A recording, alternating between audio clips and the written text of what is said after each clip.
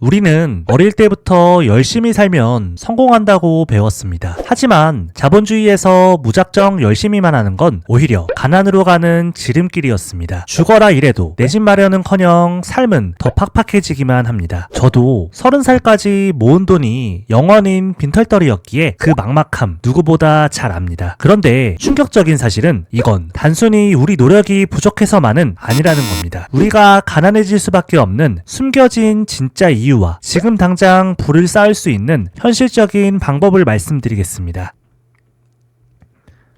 우리는 지금 침몰하는 배에 타고 있습니다. 그런데 안타깝게도 침몰하는 것도 모르고 구명조끼조차 입고 있지 않습니다. 일단 실제 현실부터 보겠습니다. 투잡, 쓰리잡 뛰고 잠 줄여가며 자기개발하고 제 주변만 봐도 요즘 젊은 분들 진짜 열심히 삽니다. 그런데 2025년 가계금융복지조사 통계를 보면 실제로 젊은 세대는 오히려 더 가난해지고 있습니다. 피부로 느껴지는 현실도 그렇습니다. 왜 그렇게 죽어라 열심히 사는데 우리는 점점 더 가난해질까요? 문제는 크게 두 가지로 분류할 수 있습니다. 하나는 내 문제, 그리고 나머지 하나는 나 말고 사회 시스템의 문제입니다. 먼저 열심히 일해도 가난해지는 가장 큰 이유는 안타깝게도 나한테 있습니다. 정확히 말하면 가난한 생각이 머릿속에 박혀있기 때문입니다. 우리는 어릴 때부터 이렇게 배웠습니다. 중간만 가면 된다. 투자 잘못하면 패가망신한다. 그래서 무의식 중에 무슨 일을 해도 적당히 하자, 혹은 어차피 안 될 거야 라는 생각이 밑바탕에 깔려 있습니다. 어느 날 열심히 사는데도 가난한 나를 보고 귀인이 나타났습니다. 지금부터 딱 3년 매주 20시간만 공부하면 5억 원을 준다고 합니다. 하시겠습니까? 10명이면 10명 다 한다고 할 겁니다. 하지만 현실에서 진짜 하는 사람은 거의 없습니다. 왜 그럴까요? 시작도 하기 전에 머릿속에서 계산기를 두드리거든요. 3년 고생했는데 5억 안 주면 어쩌지? 말이 쉽지. 3년 만에 5억 버는 건 불가능하다. 이게 바로 가난한 사고방식입니다. 지금 잠깐 영상 멈추고 스마트폰 메모장을 켜보세요. 그리고 딱 한 줄만 적으세요. 나는 3년 뒤에 5억을 추가로 모은다. 이 한 줄을 적는 것부터가 시작입니다. 나의 뇌를 강제로 바꾸는 겁니다. 속는 셈 치고 꼭 해보세요.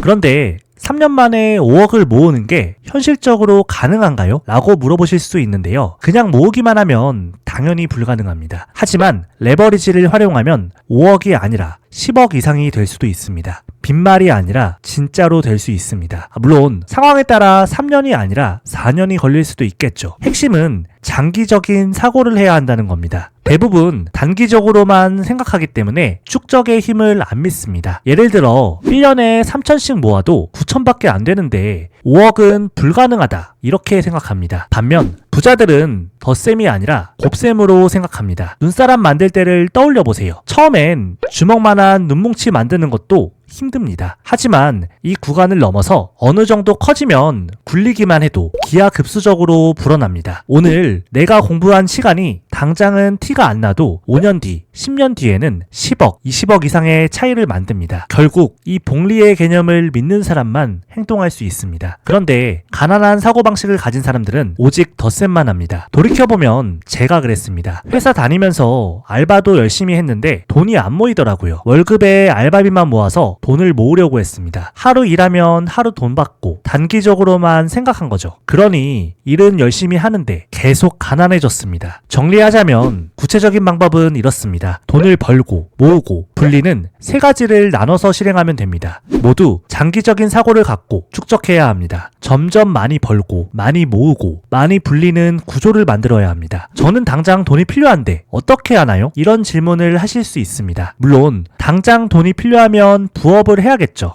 하지만 핵심은 최대한 빠르게 축적이 되는 일로 바꾸는 겁니다. 예를 들어 당장은 배달 알바가 돈을 더 벌 수 있지만 본업이 소득 천장이 열려 있다면 당장 덜 벌더라도 관련 부업을 하거나 자기 개발을 하는 게 더 낫습니다. 그게 아니라면 AI를 공부해 본다던가 바이브 코딩, 글쓰기, 유튜브를 해볼 수도 있겠죠. 단기적인 사고로 일하면 덧셈으로만 사고를 하게 됩니다. 월급에 알바비까지 모아도 서울에 집 한 채 못 사는데 도대체 어떻게 사는 거지? 무서운 건 이런 패배의식에 빠지다 보면 가난한 소비로 이어진다는 겁니다. 부자 되는 건 포기했으니 부자처럼 보이는 것에 집중합니다. 명품 사고, 스트레스 받으면 배달음식 시켜 먹고, 결핍을 소비로 풀면 가난의 악순환에 빠지게 됩니다. 덧셈만으로는 답이 안 나옵니다. 모으는 돈을 기하급수적으로 늘리고 수익률을 올리는 곱셈을 해야 됩니다. 열심히 사는 거 좋습니다. 하지만 방향이 틀렸으면 오히려 부자가 되는 것과는 더 멀어집니다. 정리하면 장기적인 사고를 갖고 열심히 돈을 벌고 열심히 모으고 열심히 불려야 합니다. 생각이 가난하면 열심히 일해도 가난해질 수밖에 없습니다. 인형 눈깔 붙이기 부업을 신의 손놀림으로 빨리 한다고 부자가 될까요? 절대 안 됩니다. 부자가 되려면 인형 눈깔을 붙이는 게 아니라 인형 공장을 차려야 합니다. 내 몸을 갈아 넣는 노동에는 한계가 있습니다. 상방이 닫혀 있으니까요. 이제 우리는 노동자가 아니라 자본가, 즉 승자의 편에 서야 합니다.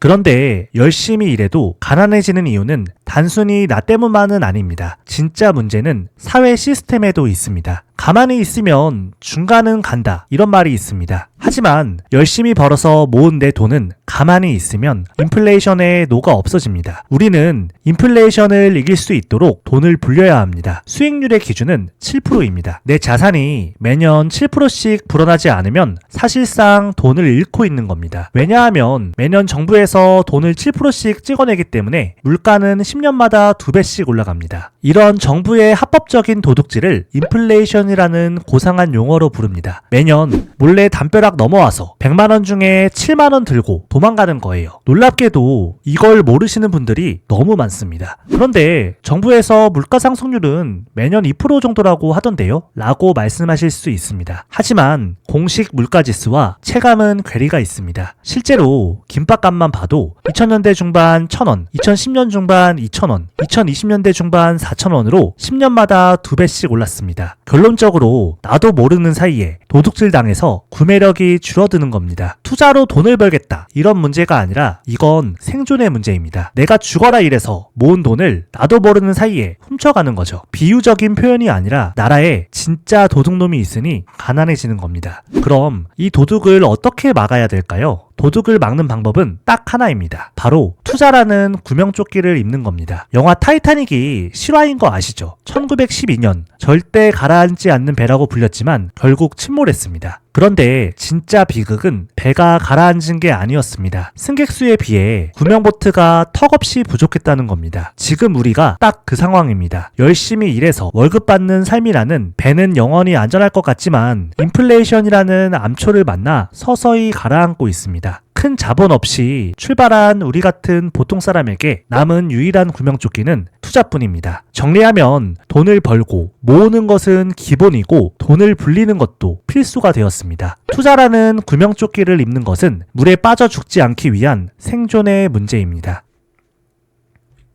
부자들은 현금만 들고 있지 말라고 합니다. 쉽게 말해 내 전 재산을 현금으로만 가지고 있는 건 위험하다는 뜻입니다. 우리나라 돈의 가치가 계속 떨어지고 있기 때문이죠. 원화만 들고 있으면 물가 상승 때문에 내 돈의 가치가 계속 쪼그라든다는 겁니다. 미국 돈인 달러도 마찬가지입니다. 그래서 내 돈을 부동산이든 주식이든 가격이 오르는 자산으로 바꿔놔야 합니다. 조금 더 구체적으로 말씀드리면 최소한 1년에 7% 이상 불어나야 내 돈을 지킬 수 있습니다. 투자를 해야 되는 건 알겠는데 그럼 당장 뭐 사야 하나요? 이런 질문을 많이 하시는데요. 결론부터 말씀드리면 평범한 직장인이라면 무조건 내 집 한 채가 먼저입니다. 물론 주식이나 코인을 정말 잘하시면 당연히 해도 됩니다. 하지만 우리 같은 보통 사람에게 부동산이 유리한 이유는 바로 레버리지 때문입니다. 가진 돈이 적을수록 이 레버리지를 정말 잘 활용해야 합니다. 그런데 미국 주식이 수익률이 더 높지 않나요? 이렇게 물어보시는 분들이 계신데요. 네, 맞습니다. 수익률만 따지면 미국 주식이 더 높을 수도 있습니다. 하지만 중요한 건 수익률이 아니라 내 통장에 꽂히는 진짜 돈의 액수입니다. 현실적으로 주식은 부동산과 달리 레버리지를 쓰는 게 힘듭니다. 이자나 부대 비용을 내더라도 하더라도 계산기를 두드려보면 부동산이 훨씬 유리하죠. 만약 환율이 오르면 어떻게 할까요? 물론 환율이 오를 수도 있습니다. 다만 미래를 100% 예측할 수는 없지만 매년 20%, 30%씩 계속 오르지는 않을 겁니다. 딱 하나만 기억하세요. 만약 물가가 오르거나 환율이 오르면 그건 곧 돈 가치가 떨어진다는 뜻입니다. 그렇게 되면 오히려 대출을 많이 받은 사람이 최후의 승자가 됩니다. 왜 대출받은 빚쟁이가 승자일까요? 많은 분들이 대출 이자를 아깝다고 생각하고 무서워합니다. 하지만 부자들이 진짜 무서워하는 건 이자가 아니라 돈의 가치가 떨어지는 겁니다. 생각해보세요. 내가 빌린 은행 이자가 4%인데 물가가 4% 오르면 어떻게 될까요? 사실상 공짜로 돈을 빌려 쓴 셈이죠. 지난 10년간 시중에 풀린 돈의 양은 매년 평균 7%씩 늘었습니다. 내 현금 가치도 그리고 내가 빌린 빚의 가치도 매년 7%씩 녹아서 사라지고 있다는 뜻입니다. 집값은 물가만큼 혹은 그 이상 오릅니다. 빚은 녹아서 사라지고 내 자산만 남는 거죠. 지금 금리가 얼만데 빚을 내라는 거냐? 이자 내다 죽는다. 이렇게 화내시는 분도 있을 겁니다. 감정을 빼고 이성적으로 계산해봐야 합니다. 우리가 100만 원 이자 낼 때 집값은 1000만 원이 오릅니다. 부자들이 대출을 활용하는 진짜 이유는 이 계산이 되기 때문입니다. 이 원리를 깨닫는 순간 대출은 무서운 빚이 아니라 내 자산을 지키는 가장 강력한 무기가 됩니다. 물론 내가 갚을 수 있는 범위 안에서 대출을 받아야겠죠. 구체적으로 잃지 않는 자산인 부동산의 레버리지를 쓰면 됩니다. 예를 들면 2025년도 기준으로 지방의 대장급 아파트나 10억 이하의 수도권 아파트들은 대부분 괜찮습니다. 차근차근 한 걸음씩 나아가면 됩니다.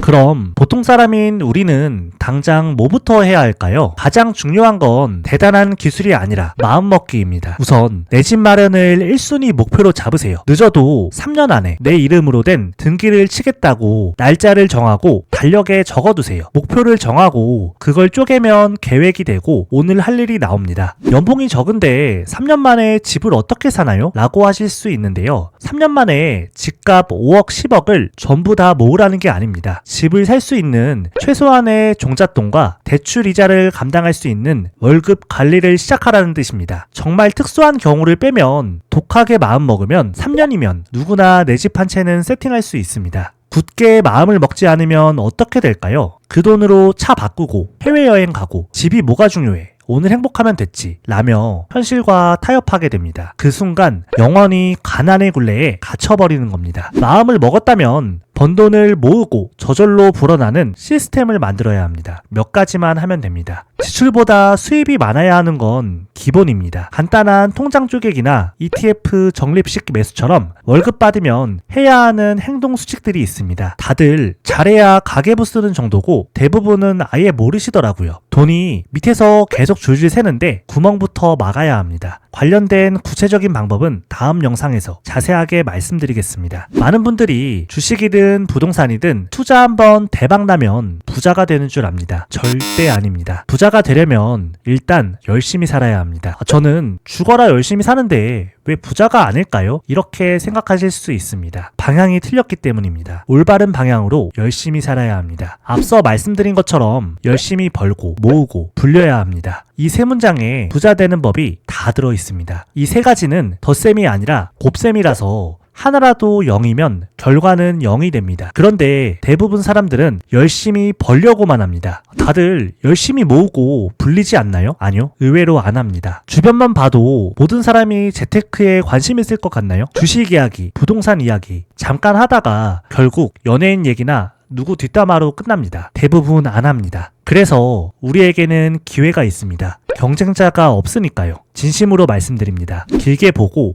열심히 벌어서 모으고 불리면 10년 안에 10억을 못 벌기가 힘듭니다. 우리 구독자분들이라면 솔직히 5년도 안 걸릴 거라고 확신합니다. 애초에 유튜브 알고리즘 때문에 열심히 사는 분들한테만 제 영상이 뜨거든요. 여러분의 생각을 댓글로 남겨주세요. 하나하나 전부 읽어보겠습니다. 해도 안 된다. 이런 가난한 생각 말고 언제나 승자의 편에 서시기 바랍니다. 오늘 영상이 도움되셨다면 구독과 좋아요 그리고 주변에 공유 부탁드립니다. 감사합니다.